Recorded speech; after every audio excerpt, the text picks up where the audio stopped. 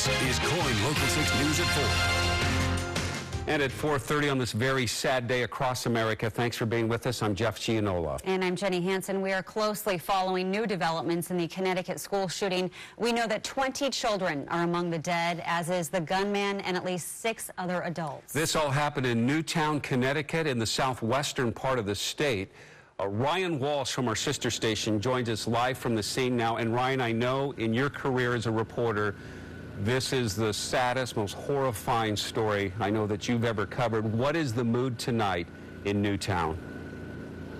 It's really shock and awe right now. Everyone is completely stunned that this could happen in their town. I'll show you where we are. We are in a soccer field, a park right here in Newtown, Connecticut. It's about a mile away from the school. This is a staging area. This is where the state police and governor of Connecticut are giving us all of our information throughout the night. You know, this school in this town, Newtown, a town of 27,000 people, a beautiful town, beautiful homes line, and just people just cannot believe that this could happen in their own backyard. We talked to one parent by some stroke of luck. She left her son home from school today, and he would have been in a pre-kindergarten class there. It is widely reported that it was a kindergarten class that the mother of the gunman was teaching, that so many of the fatalities occurred in. It was just completely devastating here today. Jeff? Ryan, this is Jenny. You were there all day covering this. As you were watching these parents come, I can only imagine just the horror, the look on their faces, not knowing if their child was okay. Describe to us that scene and what that was like. It was very hectic. I mean, anyone who's a parent knows it is an absolute worst nightmare when you send your kid off to school and hear of a massive shooting inside an elementary school. These are young kids. Just imagine 5, 6, 7, 8, 9-year-olds. It's kindergarten through 4th grade. These parents were completely frightened, stunned, and a lot of them said they were ill. I mean, it just made them feel sickened that this could happen in their own hometown. Ryan Walsh from our sister station in Connecticut. And Ryan, I know you have a lot more work to do tonight. We appreciate your time. Thank you. Well, news of this school shooting broke as people here in Oregon returned to Clackamas Town Center for the first time since the shooting there. Last Tuesday, 22-year-old Jacob Roberts opened fire, killing 2 people, injuring a teenager. He then took his own life. Deputies say he used an assault rifle, the same kind used in the movie theater massacre in Aurora, Colorado. Roberts' gun jammed, which likely saved a lot of lives. We were there as the Clackamas Town Center reopened its doors to the public and to employees this morning. It opened at 7 a.m. for walkers and 9 a.m. for shoppers. Many people do walk the mall every morning. One group of guys has been doing it for the past 16 years.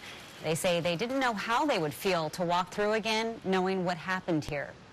Eerie feeling about it. You feel a sense of violation coming in, what's happened here. It's usually such a calm place. There are 4 memorial books in the food court where people can write personal thoughts to the victims' families. Also, you see those stars there. That's where people can write personal messages to the families of the victims. And hoping to heal the community, a candlelight vigil is being held tonight at Clackamas Town Center. People are asked to meet at the mall entrance near Starbucks. That will take place at 7 tonight. I know many of you will be there. Officials say Stephen Forsyth and Cindy Yule both died of a single gunshot. A funeral service for Forsyth is set for this Monday at Rolling Hills Community Church in Tualatin. It is open to the public. The time, though, has not been announced. And a service for Cindy Yule is set for next Friday, the 21st, at Kaiser Permanente in the Town Hall Auditorium on North Interstate Avenue. That is also open to the public. The time for that service has also not been announced yet. And the teenager who survived the shooting has just been upgraded to fair condition. Christina Shevchenko is recovering at OHSU. Christina's family says they have one of her good friends and classmates to thank for her survival. Aliona Chakri called 911 and stayed by Christina's side until paramedics got to her. Aliona says she and Christina watched one of the shooting victims die right before their eyes before they crawled off and hid. We hid, we saw a man fall, and he died in front of us. When we hid, she started telling me that her side hurts, like, really badly. I didn't want to believe that she got shot, but when I checked her sweater, she had a few holes in there, and I knew that she got shot. Aliana has visited with Christina at the hospital, and we'll continue to follow developments in both deadly shootings, the mall shooting last Tuesday here in Oregon and the Connecticut school massacre today. You can get instant updates on coinlocal6.com and on our Facebook and Twitter pages. Well, still to come, President Obama cannot hold back the emotion when he speaks about the tragedy in Connecticut. They know that their children's innocence has been torn away from them too early. Hear the president's full speech and his plea to stop violence in America. Governor Kitzhaber leads Oregon lawmakers in a special session, what they plan on doing so Nike stays put right here in Oregon. Plus, we will have your full weekend forecast coming up, what it will be like outside while you are Christmas shopping when we come back.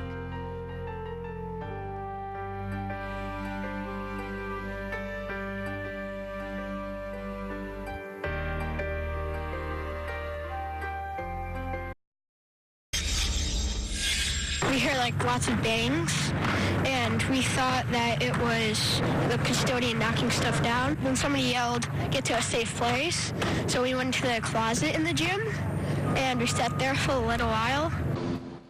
We're continuing to follow today's breaking news. Parents rushed to Sandy Hook Elementary School in Newtown, Connecticut to pick up their children after a deadly shooting. At least 26 victims are dead, 20 of them children. Police say the gunman is dead and another person is in custody. Again, we are continuing to follow this breaking news. We'll bring you the latest information as soon as we get it. And it was just 3 days ago, last Tuesday, that 22-year-old Jacob Roberts opened fire at Clackamas Town Center. More than 10,000 people were at the mall this morning as it reopened. Deputies say Roberts walked through Macy's and opened fire in the food court. He killed 45-year-old Stephen Forsythe and 54-year-old Cindy Yule. 15-year-old Christina Shevchenko was injured. She is recovering at OHSU. They tell us she has been upgraded to fair condition. Roberts then, of course, killed himself. And for the very first time, we're hearing from the first responders who rushed to the mall that day. KOIN Local 6 reporter Joel Iwanaga is live outside the Clackamas County Sheriff's Office with their story. Joel. Jenny and Jeff, stories of bravery. There were hundreds of them. These were the deputies who were the first to arrive on scene. As you mentioned, they rushed into the Clackamas Town Center knowing full well there was an armed gunman with an assault rifle shooting indiscriminately at holiday shoppers. Need a few units for a shooting that just happened at Macy's. Chaos, sheer panic, and rapid gunfire. These are the brave Clackamas County deputies who were first to arrive on scene, entering the mall knowing there was an armed man on a shooting rampage. You could feel the panic in the air because I could look down the mall and see shoes that people literally ran out of. I was the lead to go through the door, and I had two thoughts that went through my head. The first was, I'm going to have to shoot someone today. And the second is, as I go through this door, I'm probably going to be shot. First responders were literally prepared to die and prepared for a scene of mass casualties. The gunman, Jake Roberts, took his own life after shooting and killing two others. You're looking at a building that we estimate had 10,000 people in it. This guy fired off many rounds. I saw a lot of shell casings on the floor. So yeah, it's a miracle to me that more people weren't injured or killed. While mourning the loss of the local victims, thoughts among these officers are with the families in Connecticut. Innocent men, women, and children that aren't there to defend themselves or have the ability to defend themselves, just the cowardness of it just angers me. Even among officers, questions of why surface.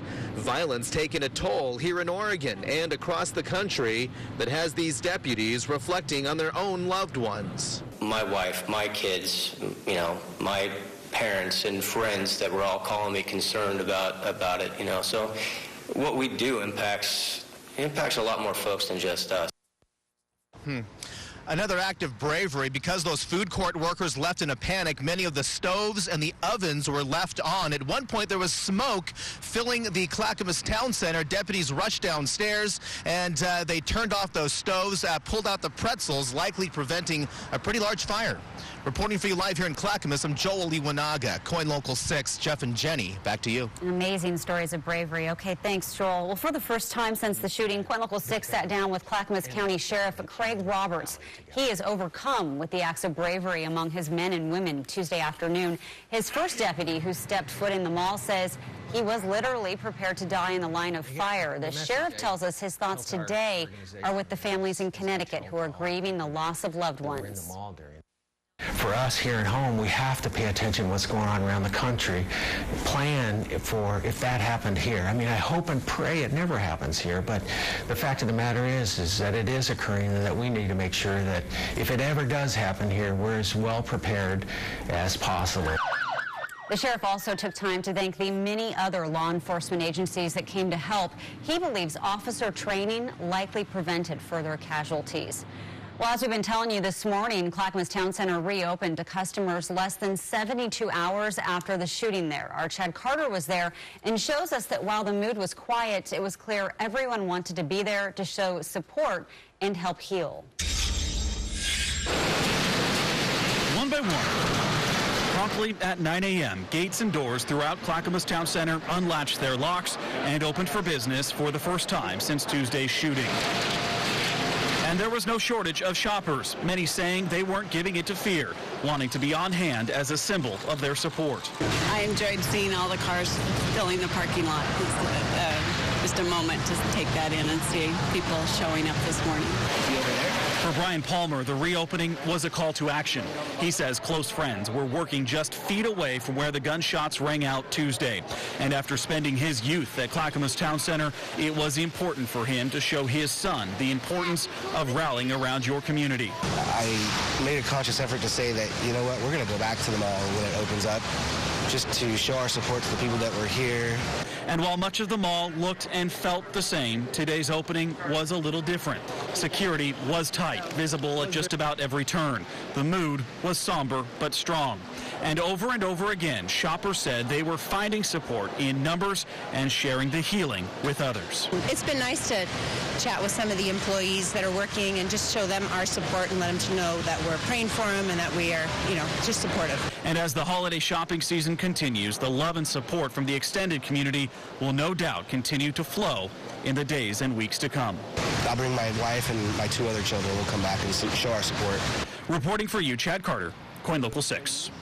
The mall says they will return to their holiday hours moving forward, but do expect to see enhanced security for the next few weeks. Well, for hundreds of families who were at the Clackamas Town Center Wednesday with their children, the school shooting tragedy is especially horrible. Our Coin Local 6 reporter Lisa Balick is at the mall where she caught up with one of those families today. Lisa, how are they dealing with all this? It's been tough, Jeff. There's no question about it. They've been trying to shelter their little ones from all this terror, especially when some of them had to duck and cover and run from everything going on while they're waiting in line to see Santa. Now, I talked to the Dye family, both Gary and Megan. They were next in line to see Santa here with their 5- and 6-year-old kids. When they heard glass shatter and bullets, they dropped to the floor in a corner of the Santa area. Megan told me she covered the kids with her body. When they found a moment, they ran out a nearby store exit. Today, they told me their hearts go out to those in Connecticut. You know, we were in the mall with our kids, and so I just immediately thought of those parents and those children and how scared they must be. Now, the Dyes were on their way today to drop off some caramel corn as a thank you to law officers and mall security, who they say were so brave to put their lives on the line to help others that day. The family says it's trying to keep life as normal as possible for their children. In fact, they plan to come back to the mall tomorrow night to see Santa, also to pick up a coat and a shoe that they left behind in the haste to get out from one of their kids. But they say one thing they will not be able to come back and pick up here is some of the innocence that their kids have lost. Reporting for you live at Clackamas Town Center, Lisa Balick, Coin Local 6. Lisa, well said. Coming up, what it was like for workers and mall staff to get Clackamas Town Center ready for shoppers again. We get an up-close look before the crowds return. And some good news among all the tragedy. Meet a local cheer team whose mission is to make you smile. Plus, Lily gets to meet her fans, how she did while meeting zoo visitors for the very first time.